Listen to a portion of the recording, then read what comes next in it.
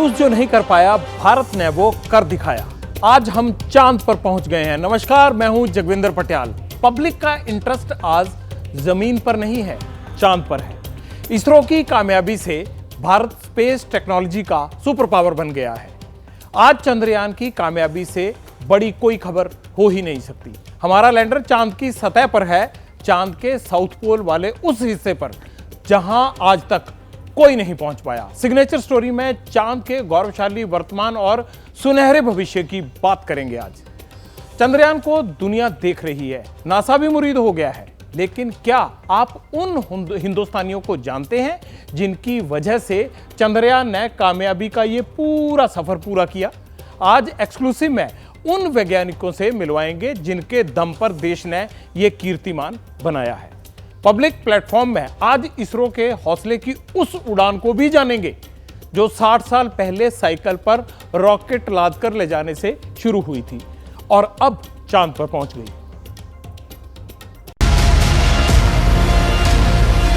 Lander module. देख ले दुनिया, सुन ले जहां, भारत की मुट्ठी में आ गया चांद। We have achieved soft landing on the moon. India is on the moon. कितने मुल्क मखौल उड़ाते थे जब साइकिल पर रॉकेट लेकर जाते थे।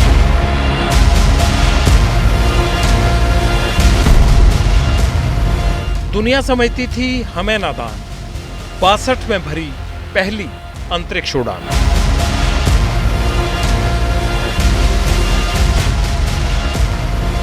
जब भारत ने आर्यभट्ट उड़ाया तब दुनिया को हुनर समझ आया।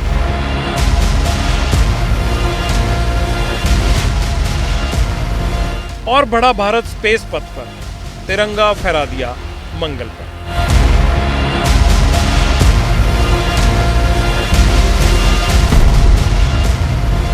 सुनो गौर से, अब हम सूरज पर जाएंगे, विश्व में अंतरिक्ष के गुरु कहलाएंगे।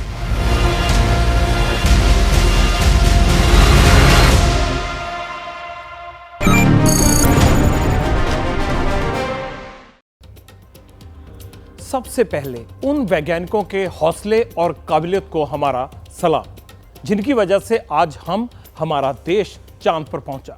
अमेरिका, चीन, रूस ये महाशक्तियां हैं, लेकिन ये तीनों देश भी चांद पर वो मुकाम हासिल नहीं कर पाए जो हमने अचीव किया है। 23 अगस्त की शाम यानी आज ही चांद की सतह पर जैसे ही सूरज उगा, वहां पर सुबह हुई थी। इंडियन स्पेस रिसर्च ऑर्गेनाइजेशन यानी इसरो के चंद्रयान ने साउथ पोल पर कदम रखकर नई बुलंदी का इतिहास शुरू किया।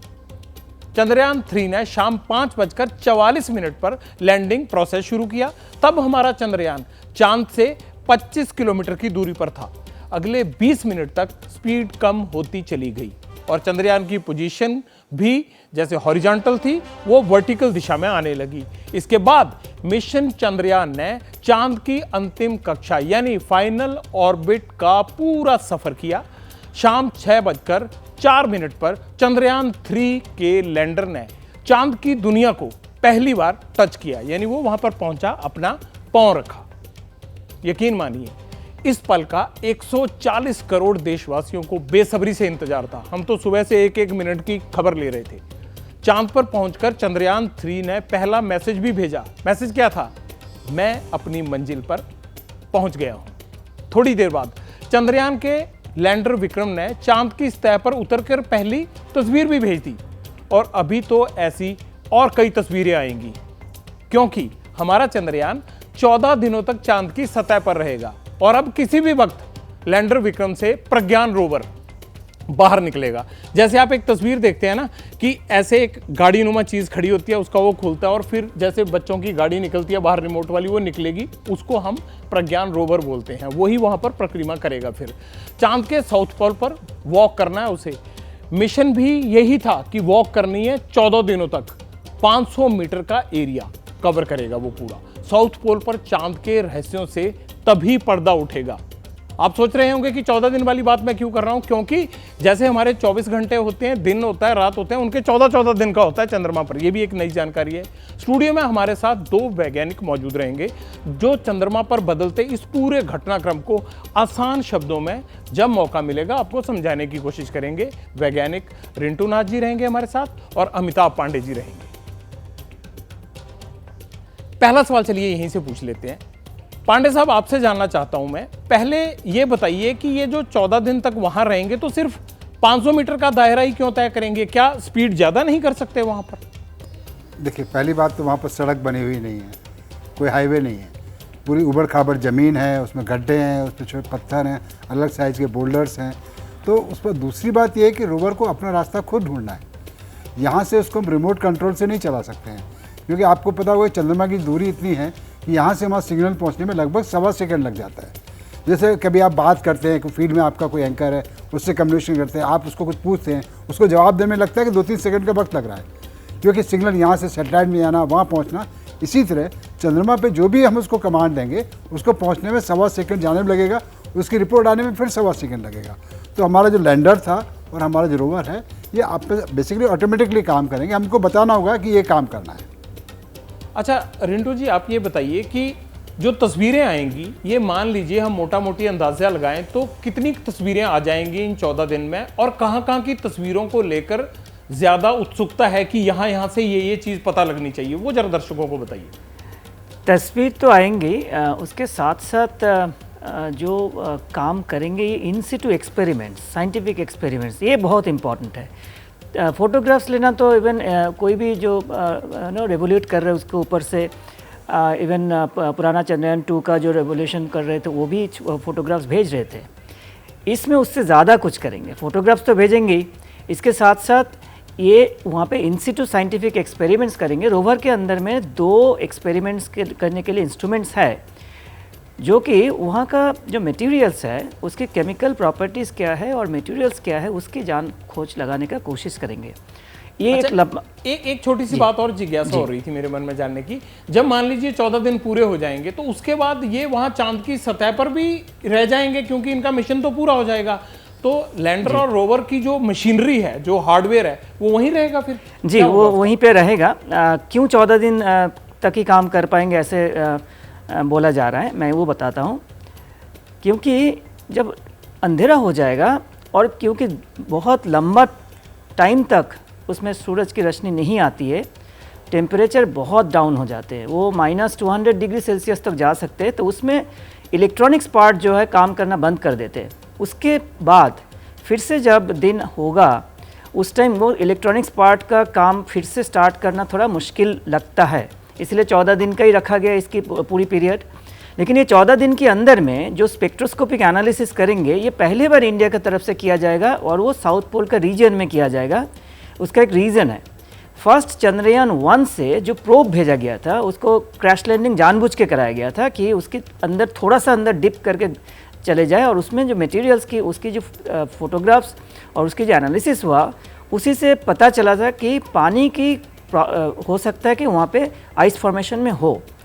तो इस बार को जो स्पेक्ट्रोस्कोपिक एनालिसिस किया जाएगा, इसमें ये पता लगाना कोशिश करेंगे कि और क्या मटेरियल्स है, क्या मिनरल्स है, वो बहुत रहिएगा, हम आगे भी बात करेंगे। ये आपने एक चीज समझ ली होगी कि किस तरह से 14 दिन का जो अरसा है उसे इसलिए रखा गया, उसके बाद वहां रात हो जाएगी, और जो हमारा रोवर है उसको सौर ऊर्जा से चलाया जा रहा है, तो उसे सौर ऊर्जा नहीं मिलेगी, इसलिए वो खड़ा रहेगा। उसके 14 दिन बाद जब वहां फिर दिन होगा तो ये अगला फैसला वैज्ञानिक तब लेंगे। अच्छा, आज प्रधानमंत्री कब कहाँ थे जब ये हो रहा था? वो जोहान्सबर्ग में थे, क्योंकि वहां ब्रिक्स सम्मेलन चल रहा है, उसमें शिरकत करने गए थे। लेकिन चंद्रयान 3 की लैंडिंग के वक्त वो सब कुछ देख रहे थे, और जैसे ही विक्रम लैंडर ने चंद्रमा की सतह पर पैर रखा, प्रधानमंत्री की खुशी का ठिकाना नहीं रहा।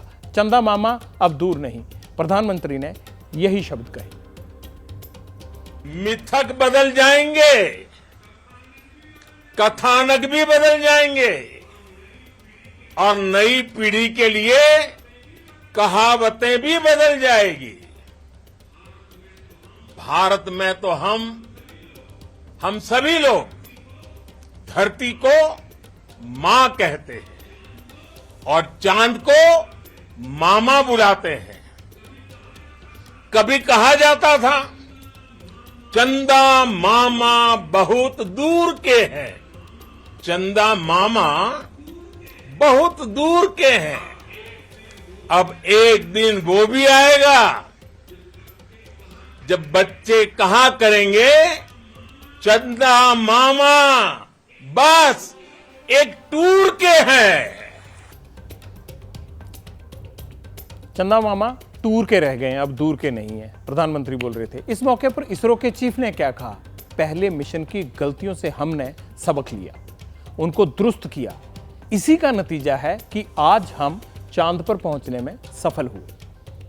Maybe for Chandrayaan 3 it's a work of last 4 years, but for Chandrayaan 2 that was a work of many years back. And the learning that we got from Chandrayaan 2 of our unsuccessful attempt to soft land has really helped us in perfecting the methodology and also to have large number of experiments to prove the process of landing.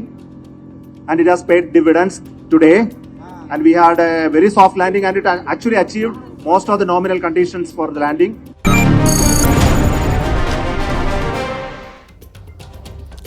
अच्छा, आपने ये देख लिया और कई दिनों से ये समझ भी रहे हैं कि चंद्रयान ऊपर गया है, वहां से खोज करेंगे, पता चलेगा। लेकिन चंद्रयान जैसे मुश्किल मिशन के पीछे कौन लोग होते हैं? कौन है वो वैज्ञानिक जो देश को छोड़कर नहीं जाते, कॉर्पोरेट वर्ल्ड में महंगी नौकरियों के लिए मारामारी नहीं करते, देश सेवा के जज्बे के साथ इसरो जैसे पब्लिक सेक्टर में काम करते हैं? चंद्रयान टीम के उन लोगों की बैक स्टोरी हमने पता करने की कोशिश की कि आखिर ये जिंदा दिल लोग हैं कौन, जिनको कोई बड़ा क्रेडिट नहीं मिलता, जिन्होंने दिल से, दिमाग से, मेहनत से, लगन से इस मिशन को पूरा किया। आज बेशक हम उनका नाम ले रहे हैं, लेकिन ये क्यों नहीं छाए रहते हैं? पता तो करें इनकी बैकग्राउंड क्या है।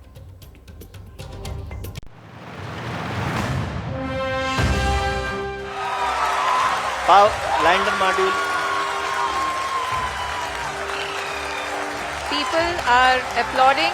Let Lander us all module. wait to hear. आदरणीय प्रधानमंत्री जी, नमस्कार। Sir, we have achieved soft landing on the moon. India is on the moon. Hindustan के चंद्रयान की चर्चा घर घर में है। बातें उन लोगों की भी जो मिशन के लिए पर्दे के पीछे दिन रात मेहनत करते हैं, अंतरिक्ष विजय के सपने को साकार करने की तैयारी में हमेशा जुटे रहते हैं। नतीजा कैसा भी हो, लगन और मेहनत में कोई कमी नहीं। टीम चंद्रयान ऐसे ही लोगों की कहानी है। एक एक किरदार देश के लिए प्रेरणा है। यूपी के फिरोजाबाद का टिकरी गांव, यहाँ के हीरो का नाम तो है धर्मेंद्र, पर वह हैं इसरो के साइंटिस्ट। तस्वीरें देखिए, कितना जश्न का माहौल है। साफ तौर से हाथों में तिरंगा लेकर बच्चे हैं और जो धर्मेंद्र यादव के पिताजी हैं उन्हें माला पहनाकर गांव वाले लोग स्वागत कर रहे हैं, मिठाइयाँ खिलाई जा रही हैं। तो इस तरह की तस्वीरें आप देखिए। ये धर्मेंद्र यादव जो इसरो में साइंटिस्ट है, जिनकी काफ़ी अहम भूमिका थी चंद्रयान 3 की लॉन्चिंग में, और वो पल पल हर एक सिग्नल की निगरानी रख रहे थे। फिरोजाबाद के रहने वाले Dharmendra Yadav Indian space research organisation में सीनियर साइंटिस्ट हैं और चंद्रयान 3 लॉन्चिंग टीम का हिस्सा भी। चंद्रयान तक इसरो सेंटर में सिग्नल कैसे पहुंचे? हमको बहुत खुशी हो रही है और बहुत गर्व महसूस हो रहा है। इसरो के वैज्ञानिकों पर हमको बहुत भारी गर्व है। चंद्रयान 3 लॉन्च हुआ उसी समय मेरे को मालूम पड़ा कि मेरा बेटा इस टीम में शामिल है, तो मुझे को बहुत गर्व महसूस हुआ। साधारण परिवार, सिंपल बैकग्राउंड धर्मेंद्र की पढ़ाई में रुकावट नहीं बना। परिवार ने बेटे की लगन देखी, खुलकर सपोर्ट किया। फिरोजाबाद से इंटर के बाद बीटेक में दाखिला लिया। साइंटिस्ट बनने की प्रेरणा missile man APJ Abdul Kalam से मिली। धर्मेंद्र जब बीटेक कर रहे थे तब उनसे मुलाकात हुई थी। कलाम साहब ने कहा कि सभी इंजीनियर बनते हैं लेकिन साइंटिस्ट कम लोग बनते हैं। धर्मेंद्र ने इन्हीं बातों को जिंदगी में मकसद बना लिया और हमारे गांव का भी नाम रोशन कर रहे हैं, हमारे क्षेत्र का भी नाम रोशन हो रहा है। अभी तक हमारे गांव को कोई जानता नहीं था। जब से भाई गए इसरो में, जब से गए हैं, तब से हमारे गांव का और क्षेत्र का और फिरोजाबाद डिस्ट्रिक्ट का नाम रोशन हो रहा है।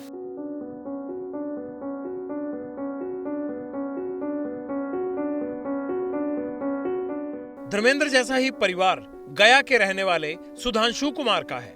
पिता आटा मिल चलाते हैं, घर में ही हैं। मगर घर के बाहर पिता के नाम के साथ बेटे की नेम प्लेट लगी है। जमीन से जुड़ा लड़का आसमान फतह करने निकल गया, पिता को फख्र है। जो बेटा बचपन में आटा मिल की गड़बड़ियों को ठीक करता था, नट बोल्ट टाइट करता था, ऑयलिंग करता था, वो इसरो में वैज्ञानिक बन गया। जो प्रतिभा है वो बचपन से ही उसमें दिखाई पड़ता था। किसी भी काम के प्रति वो जुझारू रहता था और वो किसी भी काम को करने के लिए जी तोड़ मेहनत करता था। वो आपके साथ भी हाथ बढ़ाता था? हाँ, मिल में भी जो हम चलाते थे, किसी तरह का कोई टेक्निकल प्रॉब्लम आ जाता था, वो दिमाग से बोलता था कि नहीं पापा ऐसा कर दीजिए, सही हो जाएगा, और वो वैसा फिर करते थे तो सही हो जाता था। सितंबर 2021 में सुधांशु ने इसरो में वैज्ञानिक के रूप में काम करना शुरू किया। सुधांशु कुमार की पोस्टिंग श्रीहरिकोटा वाले इसरो सेंटर में है। चंद्रयान 3 के लॉन्च व्हीकल यानी रॉकेट बनाने की टीम में सुधांशु शामिल है। लॉन्च व्हीकल बनाने में कुल 30 लोगों की टीम थी, जिसमें तीसरे सीनियर वैज्ञानिक रहे। सैटेलाइट को ऑर्बिट तक पहुंचाने का काम लॉन्च व्हीकल द्वारा किया जाता है। पहले उसको हम कहते थे, IIT में भी वो सिलेक्शन ही हुआ था, लेकिन थोड़ा सा रैंक कम था, इसलिए NIT में एडमिशन लिया। उस समय भी कहते थे कि थोड़ा और मेहनत करो बेटा, कि टीवी पर सब परिवार के दिखाई हो।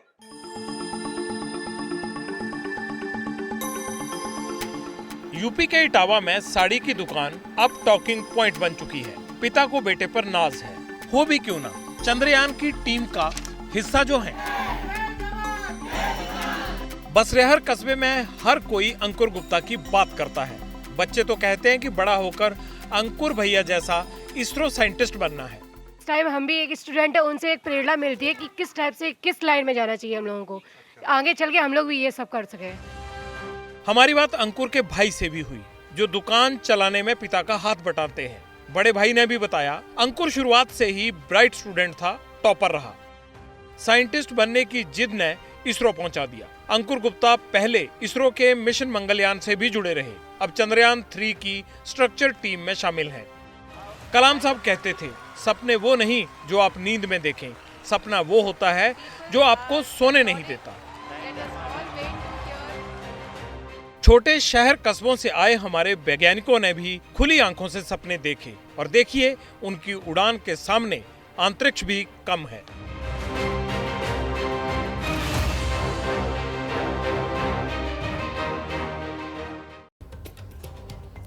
औलाद जब अच्छा काम करती है ना, माँ बाप का सीना वैसे ही फूल जाता है। अब आपको चंद्रयान की उस टीम से मिलवाते हैं जिनकी जिंदगी का मकसद मिशन मून बन गया था।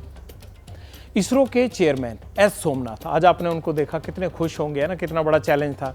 चंद्रयान 3 के प्रोजेक्ट डायरेक्टर ये रहे हैं पी वीरा मुथुवेल, इन्होंने बहुत मेहनत की है। डिप्टी डायरेक्टर कल्पना के, ये कल्पना के की तस्वीर देख रहे हैं। मोहन कुमार, ये मिशन डायरेक्टर थे इस पूरे के। चंद्रयान के लिए रॉकेट बनाने वाले विक्रम साराभाई स्पेस सेंटर के डायरेक्टर एस उन्नीकृष्णन, ये कृष्णन साहब हैं, और ये एम शंकरन साहब हैं, सैटेलाइट सेंटर के चीफ हैं ये। तो ये वो लोग हैं जिन्होंने ज़बरदस्त काम किया। और डिप्टी चीफ विनीता जी थी, डिप्टी चीफ सैटेलाइट सेंटर, उनकी 2IC थी ये। वी नारायणन प्रोपल्शन टेक्नोलॉजी से जुड़े हुए प्रोग्राम को ये लीड कर रहे थे। ये वो वैज्ञानिक हैं जो इस प्रोजेक्ट को लीड कर रहे थे। इनकी ज़िंदगी का सोचिए, आज की रात इनकी ज़िंदगी के लिए कितनी बड़ी होगी और कल की रात इनके लिए कितनी मुश्किल थी, एहसास कीजिए अपने दिल में। लेकिन ऐसे और कई साइंटिस्ट हैं जो ज़मीनी तौर पर काम पूरा करने के लिए दिन रात एक किए हुए थे। अब उन लोगों से भी जो है वो देखना चाहिए कि उन लोगों ने क्या काम किया और उनकी क्या ज़रूरतें थी और जो ज़रूरतें उन्होंने पूरी की।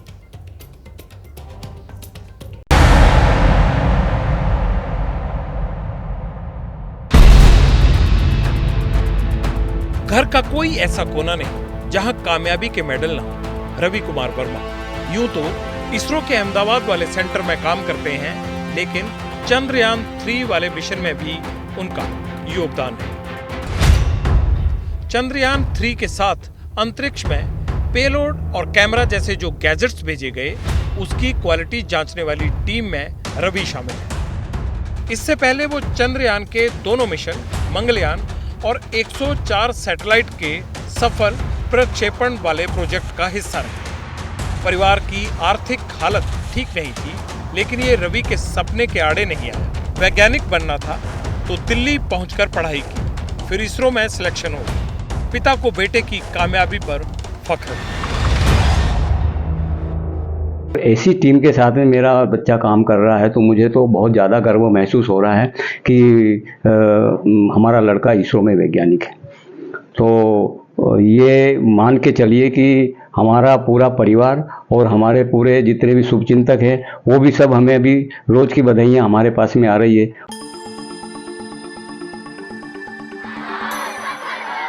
गाजीपुर का रेवतीपुर गांव चंद्रयान की कामयाबी से रोशन है। कमलेश शर्मा ने यहीं से इसरो का सफर तय किया। अभी श्रीहरिकोटा में हैं, हर बड़े मिशन से जुड़े। कमलेश शर्मा चंद्रयान 3 के रिव्यू टीम में शामिल हैं। पिछले करीब 10 साल में कमलेश ने कई सैटेलाइट मिशन में हिस्सा लिया। मार्स ऑर्बिटर मिशन यानी Mangalyaan, Cartosat 1, Oceansat 2, HAMSAT, Cartosat 2A, India और फ्रांस के joint venture satellite Megha Tropiques 1 satellite के सफल प्रक्षेपण में अहम भूमिका रही। मंगलयान की सफलता पर तो कमलेश को पीएम नरेंद्र मोदी ने शाबाशी दी थी।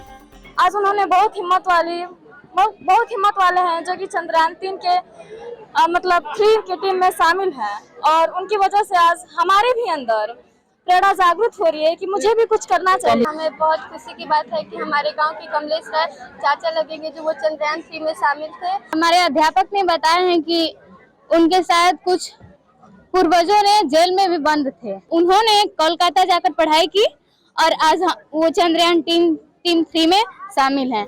हाथ कंगन को आरसी क्या, यही हमारे देश की ताकत है, असली धरोहर है। उम्मीद करनी चाहिए कि देश के कई परिवार अपने बच्चों को वैज्ञानिक बनाने के लिए आगे बढ़ाएं, चांद विजय करने वाले सूरमाओं को आदर्श बनाएं।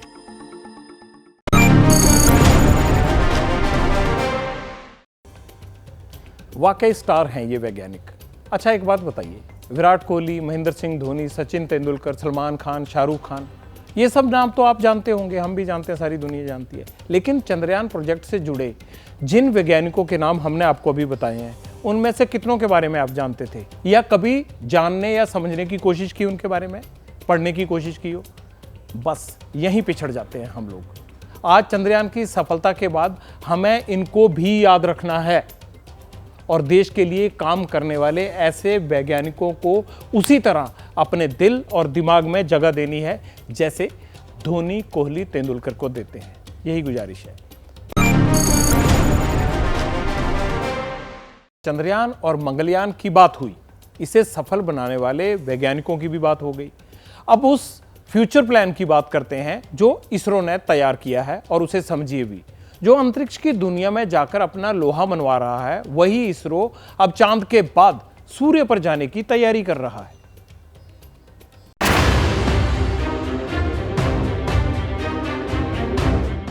पृथ्वी से 14.96 करोड़ किलोमीटर दूर है सूर्य और इसरो इस सूर्य की मिस्ट्री को डिकोड करने में जुट गया है।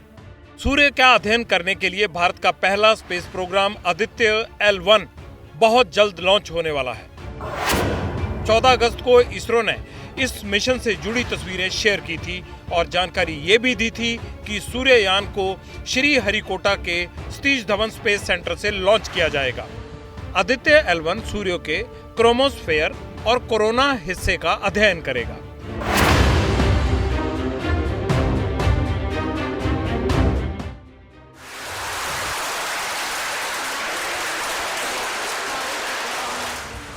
मंगल पर मिशन 1 की ऐतिहासिक कामयाबी के बाद इसरो अगले साल मंगलयान 2 मिशन को लॉन्च कर सकता है। हाइपर स्पेक्ट्रल कैमरा से लैस ये यान मंगल की क्रस्ट यानी पपड़ी वाले हिस्से को स्टडी करेगा। मंगलयान 2 जो है वो आने वाले अगले साल 2024 में जो है इसरो का एक भावी मिशन है जो कि एक मंगल को अच्छी तरह स्टडी करने के लिए वहाँ की सरफेस कार्टोग्राफी, मिनरोलॉजी और बहुत सी ऐसी चीज़ें होती हैं जिनको स्टडी करने के लिए मिशन जो है वो भेजा जा रहा है। पूरा का पूरा एक मिशन डेडिकेटेड है जो मंगल ग्रह की पूरी आप बोलते हैं ना सतह को जानना चाहेगा, उसकी पूरी रोविंग होगी, सब कुछ होगा और यह एक डेमोन्स्ट्रेशन है जो आप चंद्रयान 3 से लेके आगे कैरी फॉरवर्ड कर सकते हैं।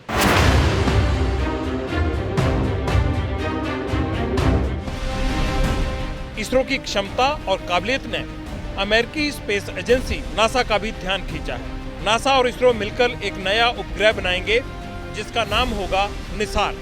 ये दुनिया की पहली रडार इमेजिंग सैटेलाइट होगी जो ड्यूल फ्रीक्वेंसी का इस्तेमाल करेगी। इस सैटेलाइट से पृथ्वी की एकदम क्लियर पिक्चर मिलेगी और प्राकृतिक आपदाओं से जुड़ी बेहतर जानकारी भी मिल सकेगी।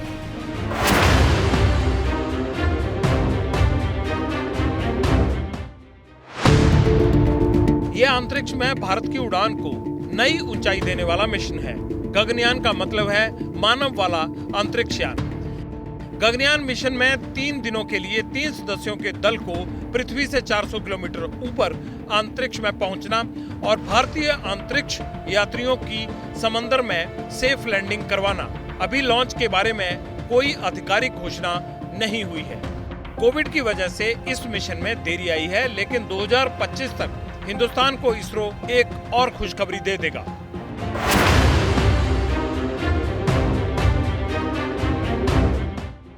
इसरो के रडार पर शुक्र यानी वीनस ग्रह भी है। पहले खबर आई थी कि दिसंबर 2024 में इसरो शुक्रयान को लॉन्च कर सकता है, लेकिन अब इस ऑर्बिटर मिशन में लंबा वक्त लग सकता है। बुध के बाद सूर्य के सबसे करीब शुक्र ग्रह है।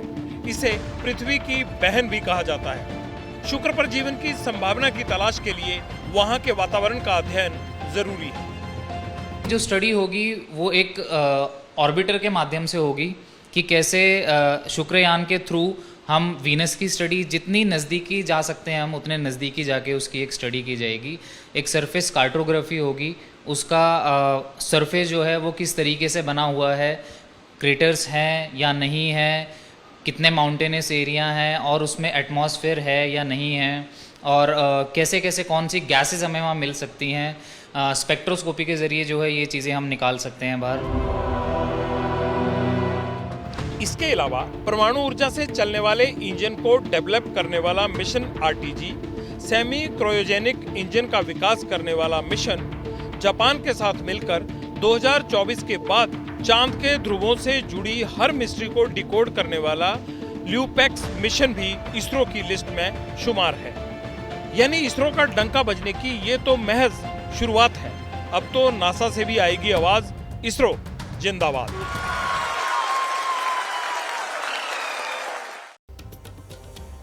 नई नई खोज हो रही है, दुनिया इसरो की तरफ देख रही है। पर क्या जानते हैं आप, एक दौर वो भी था जब देश में गिने चुने वैज्ञानिक होते थे, छोटी मोटी टीम थी, पैसों की भी तंगी होती थी। तब साइकिल पर हम रॉकेट लेकर जाते थे, दुनिया मजाक उड़ाती थी। ये दौर 1962 का था, लेकिन 6 दशक बाद हम चांद, मंगल और उससे कहीं आगे तक पहुंच गए हैं। ये सफर कितना मुश्किल था, कितनी चुनौतियां थी रास्ते में जो आड़े आई। इसरो की विजय गाथा बड़ी रोचक है, आपको ये जानना बहुत जरूरी है। आपका नॉलेज भी बढ़ेगा और साथ के साथ आपको अपना इतिहास भी पता लगेगा।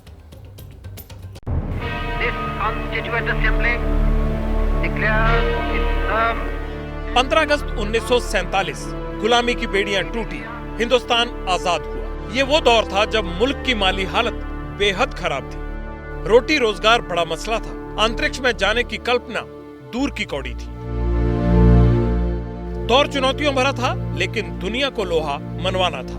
अंतरिक्ष में बुलंद हौसलों की उड़ान दिखानी थी। अंतरिक्ष को साधने का सपना आजादी के 15 साल बाद वजूद में आया। बात 1962 की है। देश को आजादी मिले 15 साल बीत चुके थे। इसी साल भारत ने स्पेस का सफर तय करने का फैसला किया। देश के पहले प्रधानमंत्री पंडित जवाहरलाल नेहरू ने इनकॉस्पर यानी भारतीय राष्ट्रीय अंतरिक्ष अनुसंधान समिति की नींव रखी। डॉक्टर साराभाई के नेतृत्व में इनकॉस्पर ने तिरुवनंतपुरम के Thumba equatorial rocket launching station की स्थापना की। इनकॉस्पर को वजूद में आए 1 साल गुजर चुका था। चुनौतियां बड़ी थी, संसाधन कम थे, पर हौसला बड़ा था। 60 साल पुरानी ये तस्वीर गवाह है। तब साइंटिस्ट साइकिल पर रॉकेट लादकर उसे केरल के Thumba equatorial rocket launching station लाए थे। 21 नवंबर 1963 को भारत ने पहला रॉकेट स्पेस में लॉन्च किया। डॉक्टर होमी भाभा जैसे एलीट साइंटिस्ट की देखरेख में यह सपना साकार हुआ। अंतरिक्ष में भारत के कदम बढ़ने लगे थे। 5 अगस्त 1969 को इनकॉस्पर का नाम बदलकर इसरो यानी भारतीय अंतरिक्ष अनुसंधान संगठन कर दिया गया। 19 अप्रैल 1975 दिन शनिवार का था। इसरो को स्पेस प्रोग्राम की कमान संभाले 6 साल हो चुके थे। इसी रोज भारत ने पहले सैटेलाइट आर्यभट्ट को रूस के स्पेस सेंटर में लॉन्च किया, अंतरिक्ष की दुनिया में अपना नाम दर्ज कराया। आर्यभट्ट एक एक्सपेरिमेंटल सैटेलाइट था। उस दौर में इस सैटेलाइट को बनाने और लॉन्च करने में 3 करोड़ रुपए का खर्च आया था। अंतरिक्ष फतेह का ये तो ट्रेलर भर था। ठीक 5 साल बाद इसरो ने अंतरिक्ष में कामयाबी की एक और इबारत लिखी। 18 जुलाई साल 1980 SLV-3 ने इतिहास रचा। जुलाई का उमस भरा महीना था। देश की निगाहें इसरो के नए स्पेस प्रोजेक्ट पर टिकी थी। 18 जुलाई 1980 को इसरो ने SLV-30 का सफल परीक्षण किया। इस कामयाबी के साथ ही भारत का नाम दुनिया के उन देशों में शुमार हो गया जिन्होंने पहले सैटेलाइट को अपने बूते, अपने संसाधनों से लॉन्च किया था। इस लॉन्चिंग के जरिए इसरो ने रोहिणी सैटेलाइट RS-1 को पृथ्वी के ऑर्बिट में स्थापित कर इतिहास रचा था। इसरो के कीर्तिमान यही नहीं थमे। बढ़ते वक्त के साथ स्पेस में भारत ने एक के बाद एक बुलंद और सफल उड़ान भरी। 1983 में दूरसंचार, दूरदर्शन प्रसारण और मौसम पूर्वानुमान के लिए इनसैट 1B को प्रक्षेपित किया गया। फिर 1994 में polar satellite launch vehicle PSLV का सफल प्रक्षेपण किया गया। इस लॉन्च व्हीकल की मदद से अब तक 50 से अधिक सफल मिशन लॉन्च किए जा चुके हैं। 22 अक्टूबर 2008 को इसरो ने अंतरिक्ष में एक और ऐतिहासिक कदम बढ़ाया। 1380 किलोग्राम के चंद्रयान 1 को काफी उम्मीदों के साथ भेजा गया। 2014 में इसरो ने 450 करोड़ रुपए के किफायती मिशन मंगलयान को भी अपनी पहली ही कोशिश में मंगल की धरती पर उतारकर कीर्तिमान बना डाला। ऐसा करने वाला भारत चौथा देश बना। 22 जुलाई 2019 को भारत ने अपना दूसरा मून मिशन चंद्रयान 2 लॉन्च किया। हालांकि मिशन नाकाम रहा, लेकिन इसे बड़ी उपलब्धि माना गया।